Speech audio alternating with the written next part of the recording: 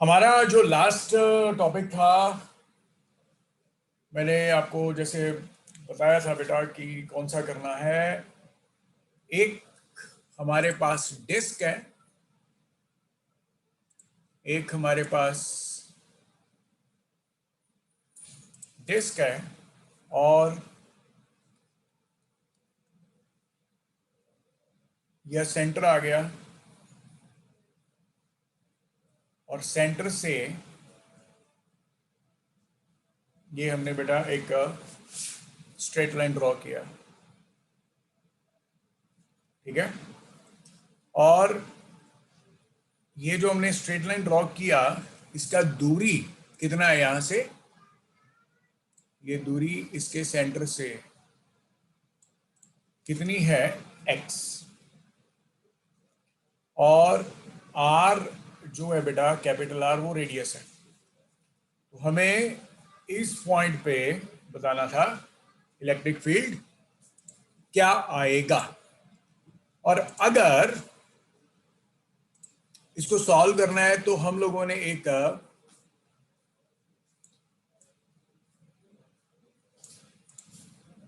छोटा एलिमेंट लिया जो कि एक रिंग बनेगा। डिस्क का एलिमेंट क्या होता है बेटे, रिंग। डिस्क का जो एलिमेंट होता है बेटे,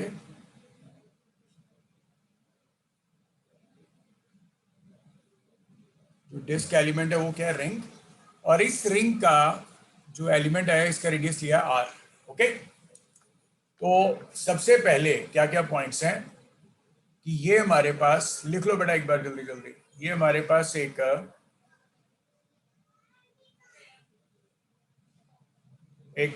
सरफेस चार्ज डिस्ट्रीब्यूशन है जिसमें ये सिग्मा होता है और इस सारे के ऊपर चार्ज q है, r रेडियस है।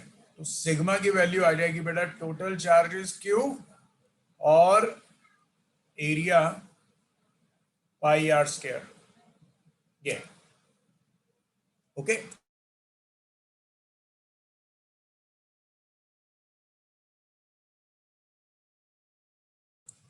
तो बेटा ये q आ गया, सिग्मा आ गया q by pi R square करके। अब हमने एक एलिमेंट लिया और नो डाउट ये एलिमेंट एक रिंग है जिसके ऊपर चार्ज डी क्यू और उसका रेडियस क्या है, स्मॉल आर। और याद होगा ये जो रिंग आपने ली बेटा, ये वाली रिंग, ये जो रिंग आपने कंसिडर किया है, आर इसका रेडियस है तो डी आर इसकी क्या है, विड्थ। तो इसका एरिया कितना आया बेटा, एरिया कितना आया, 2 pi r d are, 2 pi r d are. और इस रेड एलिमेंट के कारण नेट इलेक्ट्रिक फील्ड इधर आएगा डीई। कितना फील्ड आएगा, डीई। क्योंकि रिंग के एक्सिस के ऊपर याद है इलेक्ट्रिक फील्ड का वैल्यू क्या था, डीई एक्स लिख दो, चाहे एक्स पे डिस्टेंस पे ना, याद है ना लास्ट जो किया था हमने। रिंग के सेंटर पे इलेक्ट्रिक फील्ड का वैल्यू हमने किया था भाई sorry K Q x by are square plus x square. Ax is equal to K Q x by are square plus x square की पावर 3/2। ये वाला फॉर्मूला बेटा, ये वाला फॉर्मूला ये हमने किया था। So what is the concept, ये डीए का वैल्यू है तो इस रिंग के कारण हम लोग लिखने वाले हैं, ये लिख लो बेटा साथ साथ इस चीज को जल्दी जल्दी। Electric field at the observation point due to the ring। और इस रिंग को हमने बेटा एक एलिमेंट माना है, इस रिंग को हमने एक एलिमेंट माना है।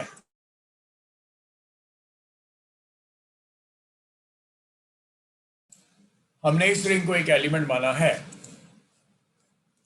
और अगर हम लोग डी ई एक्स की वैल्यू लिखें तो ये r रेडियस है और ये दूरी कितना आया, r square plus x square का square root. Right angle triangle आ गई ना ये वाली,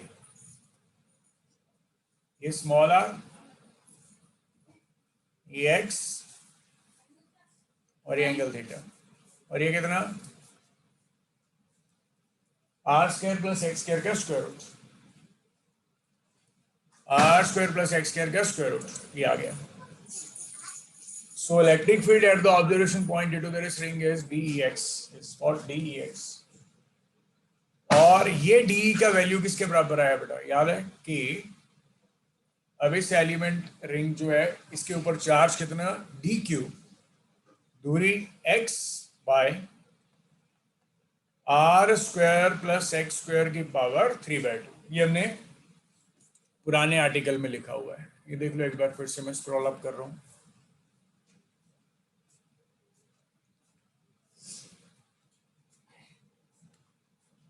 देखो लिख गया ना,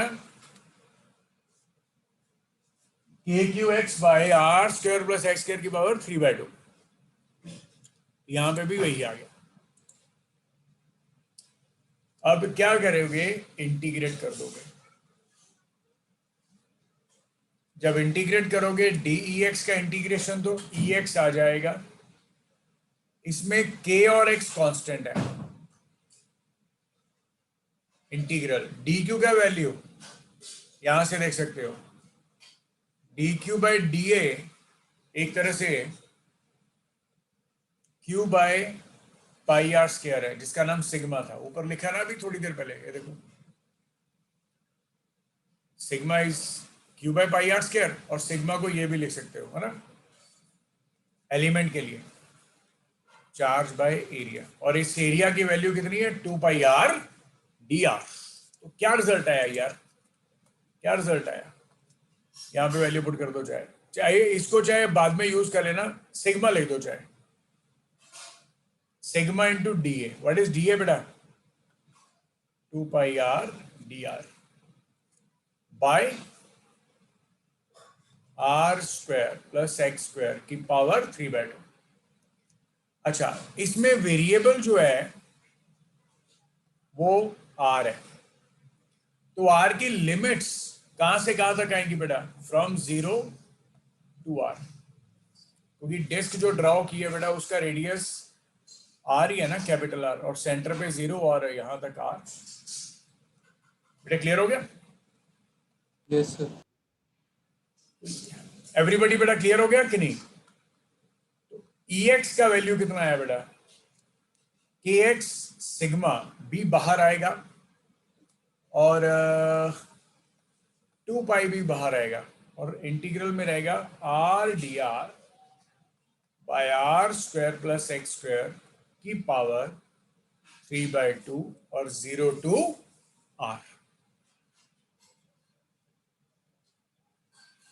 ओके, अब मेरे साथ ग्रेट मैथमेटिशियंस बैठे हैं, तो आप बताओगे इसको कैसे सॉल्व करना चाहिए। इसके अलग अलग इंटीग्रेशन में कुछ मेथड्स रहते हैं, यहां पे एक मेथड मैं आपको बता देता हूं, सब्स्टिट्यूशन मेथड।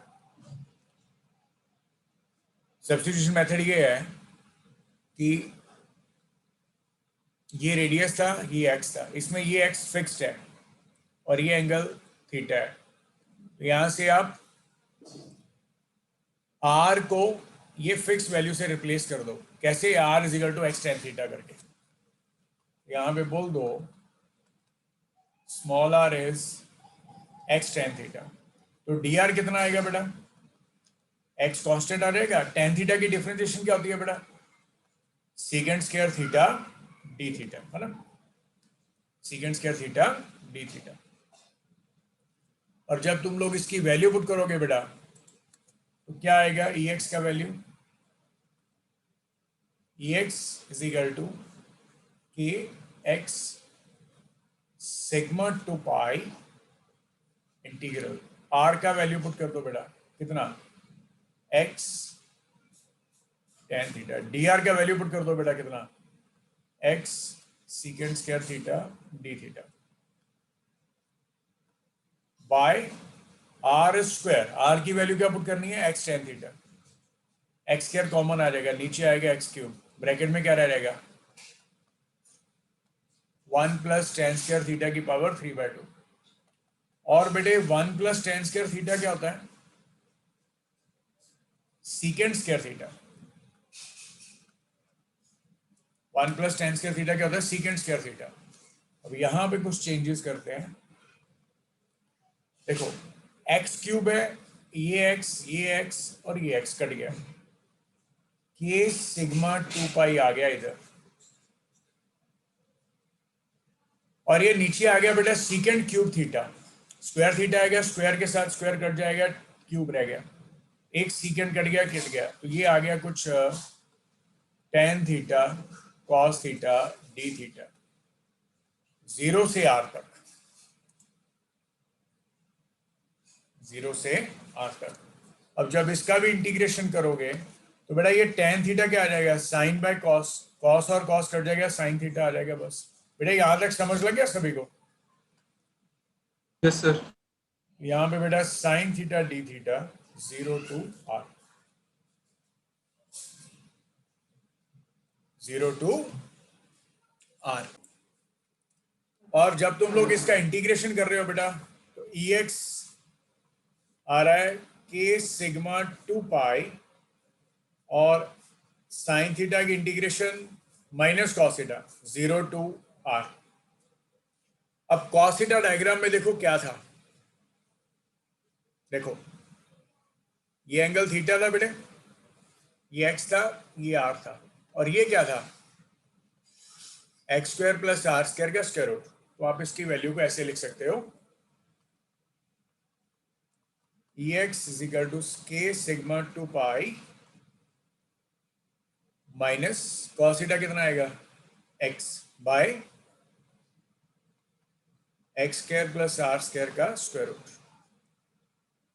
ये आ गया, और इसकी लिमिट्स 0 टू आर। अब फाइनली मैं इसका आंसर लिख रहा हूं बेटे,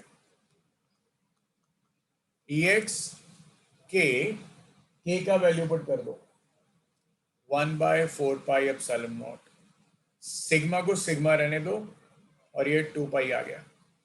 फिर आ गया अपर लिमिट, एक्स को एक्स ही लिखेंगे,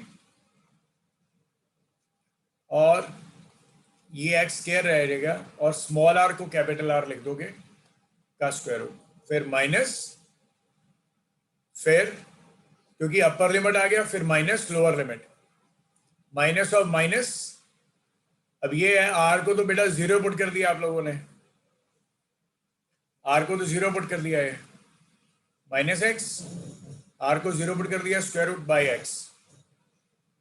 बेटा क्लियर हुआ? अपर लिमिट माइनस लोअर लिमिट, पहले एक्स तो एक्स ही रहने वाला है, आर को कैपिटल आर लिखा, तो ये सारी टर्म नेगेटिव साइन के साथ आ जाएगी। फिर अब होते हैं ना बेटे अपर लिमिट माइनस लोअर लिमिट, अपर लिमिट माइनस लोअर लिमिट, तो ये बेटा एक्स के साथ एक्स कट गया इधर, तो ई एक्स कितना आ गया बेटा, ये 2 पाई के साथ 2 पाई कट गया, सिग्मा बाय 2 एप्सिलॉन नॉट, ये 1 आ गया, 1 minus x by x square plus are square का स्क्वायर रूट, ये आंसर आ गया इसका।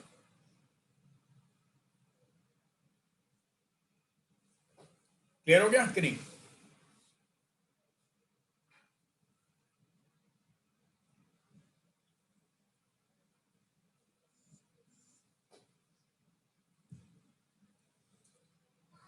ये इसका आंसर आ गया बेटा, ये इसका।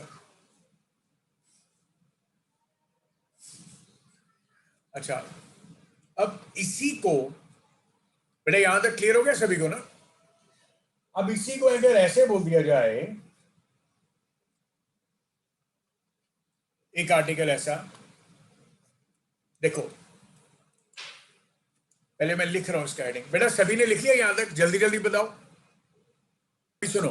Now let's check out, next article है बेटा electric field strength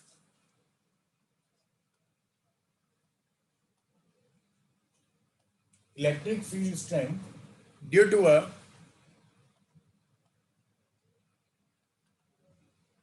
due to a uniformly charged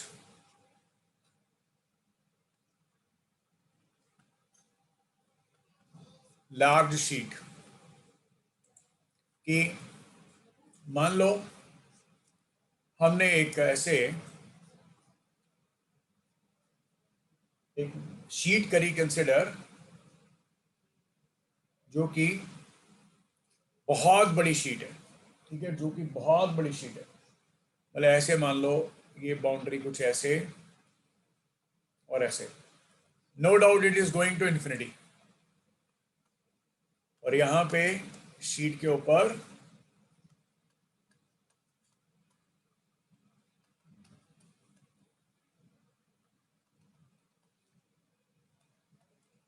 I hope you understood what I am talking about. Infinite sheet, very large sheet. तो इसका वैल्यू कैसे लिखेंगे, मैं थोड़ा सा शॉर्टकट बता देता हूं कि फिर से रिंग लेंगे, पर इसमें अभी क्या है, ये भी इन्फिनिटी तक का है, ये भी इन्फिनिटी तक का है, इधर को भी इन्फिनिटी तक का है, इधर को भी इन्फिनिटी तक का है, सारा कुछ इन्फिनिटी है, सारा कुछ इन्फिनिटी है।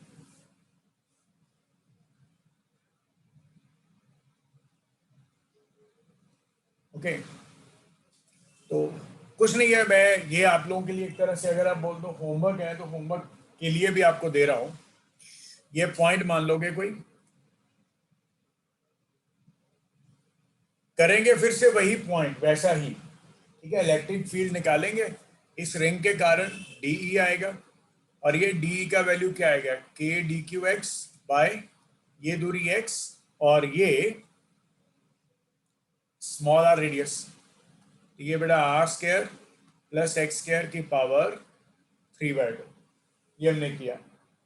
और जब तुम लोग सब कुछ इसकी वैल्यू को निकालोगे, इंटीग्रेट करोगे, तो ई आ जाएगा, और क्यू का वैल्यू, डी क्यू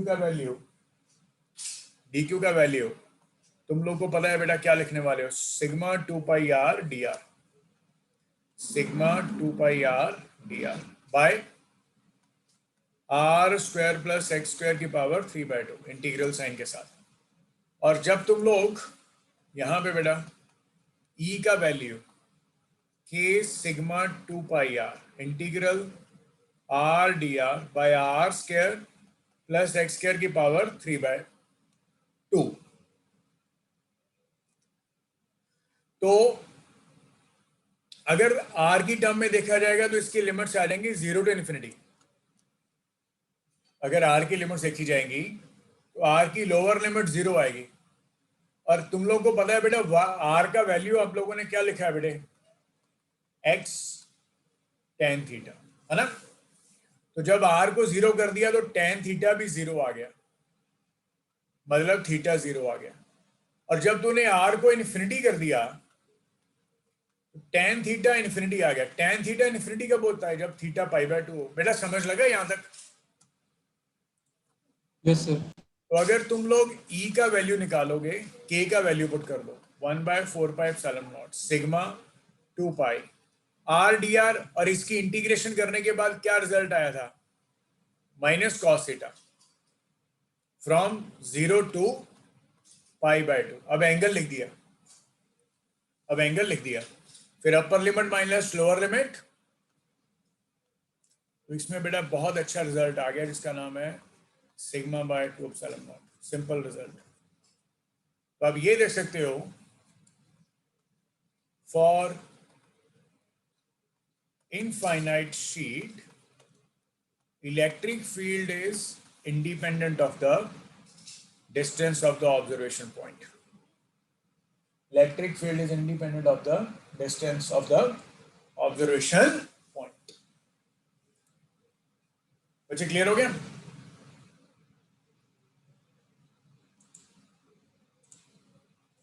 ओके,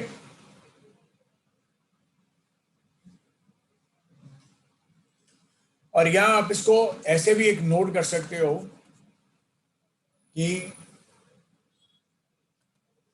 जो यूनिफॉर्मली चार्ज्ड डिस्क है, it is as a limiting case of the large sheet.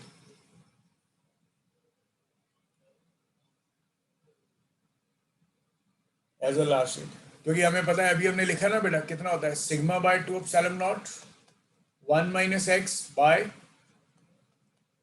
X square plus are square का स्क्वायर रूट। और you can say x is approaching to 0 or you can say r is approaching to infinity, जो मर्जी बोल दो। तो आपके पास e का value दोनों केसेस में सिग्मा बाय 2 एप्सिलॉन नॉट आएगा। क्लियर हुआ बेटा कि नहीं?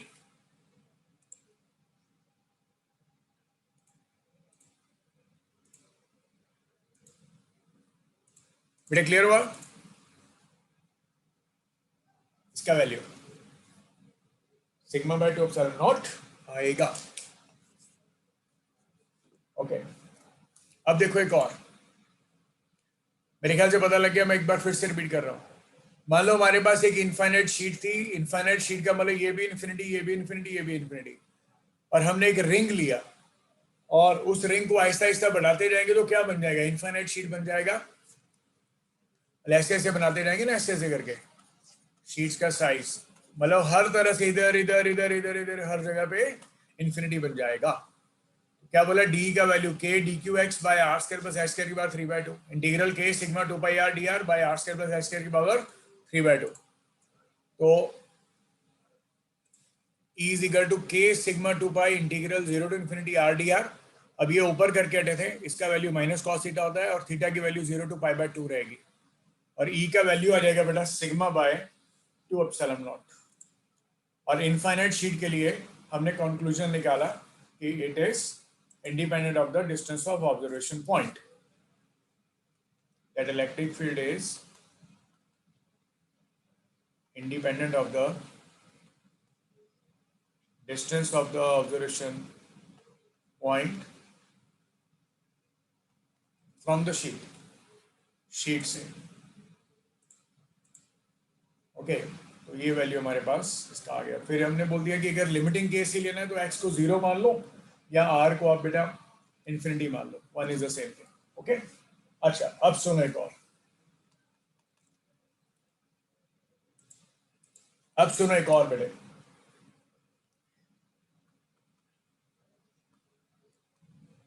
इलेक्ट्रिक फील्ड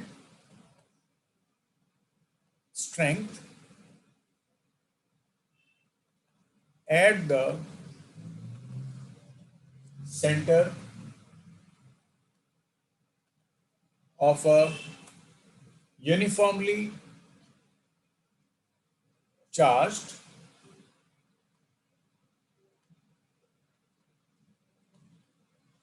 hemispherical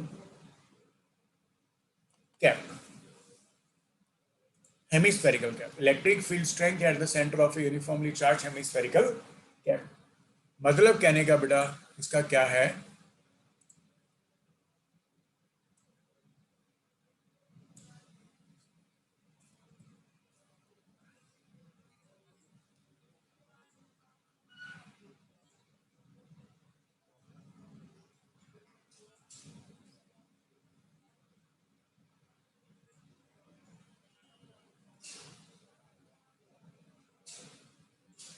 ये आ गया, और यहां पे ऐसे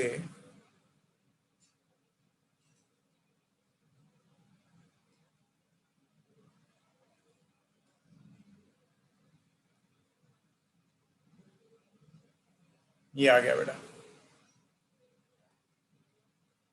ओके, हेमिस्फेरिकल। अब हमें बोला गया यहां पे बताओ इसका इलेक्ट्रिक फील्ड कितना है। अब उसको कंप्लीट करने के लिए बेटा क्या करेंगे हम लोग? एक, क्योंकि शेल है बेटा, ये एक शेल है, ठीक है।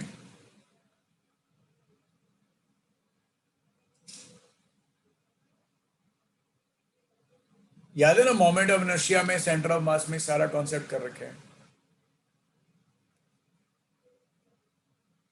ये बेटा हमने रिंग लिया एक, क्योंकि ये शेल है, शेल है तो उसका एलिमेंट एक रिंग आएगा, और ये हेमिस्फीयर आ गया,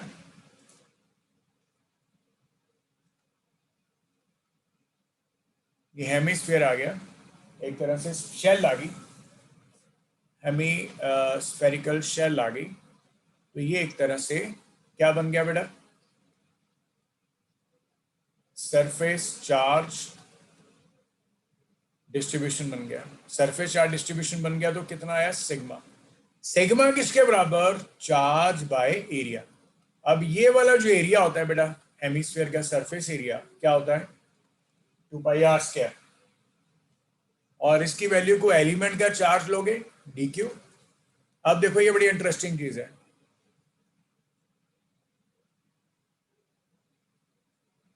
सुनो, ये जो रिंग बनाई है इसका रेडियस स्मॉल r है और ये एंगल थीटा है, और इसको थोड़ा सा अगर इधर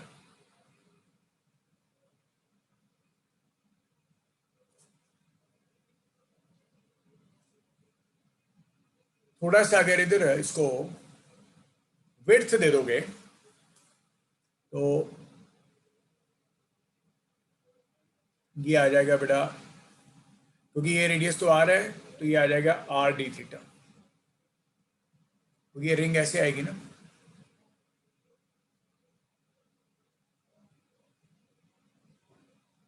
बेटे समय लग गया पॉइंट ये वाला।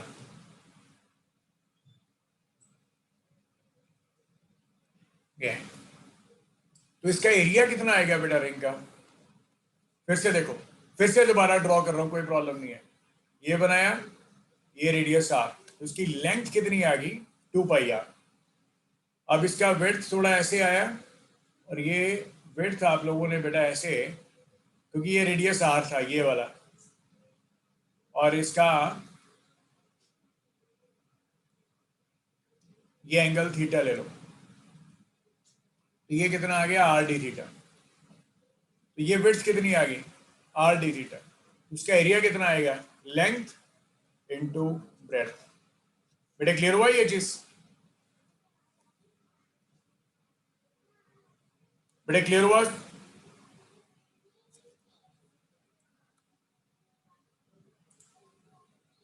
बेटा एक ही स्टूडेंट रिस्पॉन्ड कर रहा है यार, क्लियर हो गया ना।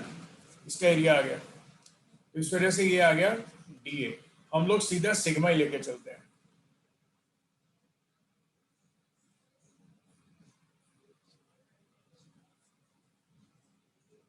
आप देखो बहुत सिंपल है, इस रिंग के कारण इधर आया इलेक्ट्रिक फील्ड कितना, dE। ये r रेडियस था, ये एंगल थीटा है, तो ये कितना आ गया, ये वाला r cos थीटा, और स्मॉल r कितना आ गया, r sin थीटा। देखो चाहे डायग्राम, ये ऐसे बनी ना डायग्राम, ये स्मॉल r है, ये 90 है, ये थीटा है, ये कैपिटल R है, तो ये कितना आया बेटा, r cos थीटा, और स्मॉल r की वैल्यू कितनी आ गई, r sin थीटा। अब रिंग के कारण, फॉर एलिमेंटल रिंग कितना इलेक्ट्रिक फील्ड आएगा, DEX आएगा। इसका नाम C लिख दो, तो DEC लिख दो, सेंटर आ गया। DEC का वैल्यू क्या था, याद है, अभी लिखा था K dq(x). अब ये जो x है उसकी वैल्यू कितनी है, r cos थीटा। बेटा यही था ना, रिंग बनाया था, इसका ये दूरी आ गया x, और r इसका रेडियस था, उसका वैल्यू। अब x की वैल्यू कितनी आ रही है, x की वैल्यू कितनी आ रही है, r cos थीटा, और divided by r square plus x square. अब स्मॉल r की वैल्यू कितनी है, r sin theta,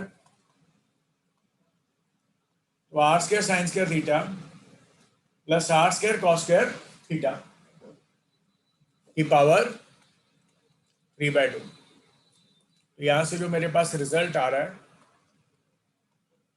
sine square theta plus cos square theta 1 आएगा, तो r स्क्वायर का क्यूब आ जाएगा ये, तो ये आएगा k dq। अब dq की वैल्यू क्या लिखोगे, सिग्मा, ऊपर लिखी थी ना बेटा dq की वैल्यू, ये देखो सिग्मा इंटू डी ए, और डी ए की वैल्यू कितनी है 2 pi r d theta.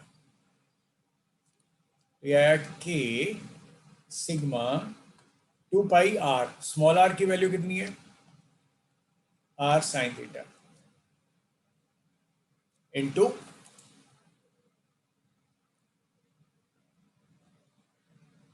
Sigma into d a 2 pi r into r d theta into r d theta, और ये वाला आर कॉस थीटा जो इधर रह गया, क्योंकि ये वैल्यू जो लिखी है मैं, ये डी ए की वैल्यू है। क्योंकि क्या आता है 2 पाई स्मॉल आर आता इंटू आर डी थीटा आता। स्मॉल आर की वैल्यू बेटा आर साइन थीटा है, ऊपर लिखा हुआ है हमने, देखो इधर यहाँ पे भी है ना, ऊपर भी देख सकते हो। और डिवाइडेड बाय बेटा कितना आ गया r cube. Common terms cut जाएंगी, बाद में इंटीग्रेट करोगे, ये आर क्यूब, ये एक आर है, ये आर है, कट गया, नीचे आर रह गया, यहाँ पे ई आ जाएगा, के का वैल्यू पुट कर दो 1/4πε0 sigma into 2 pi integral by R भी आएगा, integral sine theta D theta, और ये साइन थीटा कॉस थीटा है, तो इस वजह से यहाँ पे कितना आएगा बेटा साइन थीटा कॉस थीटा साथ में डी थीटा। अब इसको थोड़ा सा स्मार्ट वर्क में 2 के साथ मल्टीप्लाई डिवाइड कर दो, ई सी कितना आ गया, ये आ गया मैं ऐसे चलो प्रॉपरली लिख देता हूँ, ये इसके साथ कट गया बेटा 2 आ गया, और ये वाला 2 भी इधर आ गया 4 हो गया, 1/4πε0 आर, सिग्मा आ गया ऊपर, सिग्मा आ गया ऊपर। देखना बेटा आर कट तो ही रहा है, आर मेरे ख्याल से कट रहा होगा, ये देखिए यार एक छोटा सा आर ये भी तो है, कट रहा है आर, तो आर कट रहा है बेटा, ये देखो ये गया ये गया ये गया, ये आर क्यूब है, कट गया। इस वजह से सिग्मा बाय 4πε0 इंटीग्रेशन, और ये 2 साइन थीटा, ये वाला 2 इसके साथ आ गया साइन थीटा कॉस थीटा, क्या बन गया साइन 2 थीटा डी थीटा। अब थीटा की लिमिट्स क्या आएगी, ये बड़ी इंटरेस्टिंग चीज है, देखो एक बार बेटा, यहां पे आप लोगों ने थीटा लिया था, अगर यही रिंग आप यहां पे ले लोगे तो ये इधर आ जाएगा, तो थीटा यहाँ पे कितना आ जाएगा 0, और अगर एक रिंग यहाँ पे लोगे ये वाली, तो थीटा की वैल्यू कितनी आ जाएगी π/2, थीटा की वैल्यू कितनी आ जाएगी π/2। बच्चे क्लियर हो गया, तो इसके लिमिट्स आ गई 0 से, फिर से हाँ बेटा, बेटा ये जो हेमिस्फीयर है ये रिंग्स का ही बना है ना, ऐसे छोटी छोटी छोटी छोटी छोटी रिंग्स बना दो तो ये हेमिस्फीयर बन गया, स्फेरिकल शेल बन गया। सबसे छोटे वाली रिंग के लिए थीटा कितना आएगा 0, क्योंकि इस लाइन से थीटा बनाया ये, और जब तो ये वाली रिंग लेगा जो बिल्कुल सरफेस को टच कर रही है, उसके लिए थीटा की वैल्यू कितनी आएगी अरमान π/2। क्लियर हुआ? Yes sir. तो बेटा ई सी का वैल्यू जो तुम्हारे पास आ रहा है sigma by 4ε0, sigma by 4ε0 sine 2 theta का इंटीग्रेशन क्या आएगा minus cos 2 theta by 2 from 0 to π/2, फिर upper limit minus lower limit, नहीं π/2 है ना, ठीक है, तो यहाँ पे वैल्यू पुट करोगे बेटा, E C is equal to sigma by, ये आ गया 8ε0 cos pi minus of cos pi, क्योंकि 2 थीटा लिखा है बेटा, तो थीटा की वैल्यू जब तुम π/2 पुट करोगे 2 करेगा कॉस पाई रह गया ना, फिर माइनस ऑफ माइनस कॉस 0, तो कितना आ गया कॉस पाई -1 होता है बेटा, -1 प्लस हो गया cos 0 1 -1 2, तो ई सी का वैल्यू बेटा सिग्मा बाय 4ε0। क्लियर हुआ कि नहीं? बेटा इंटीग्रेशन की लिमिट्स लगाई हैं बस। मतलब अगर ये हेमिस्फेरिकल शेल है जिसके सरफेस के ऊपर चार्ज है, तो सारे सरफेस के कारण नेट इलेक्ट्रिक फील्ड की value sigma bye 4 epsilon not है, जिसमें आप ये कह सकते हो it is independent of the radius. It is independent of the radius. Clear हो गया?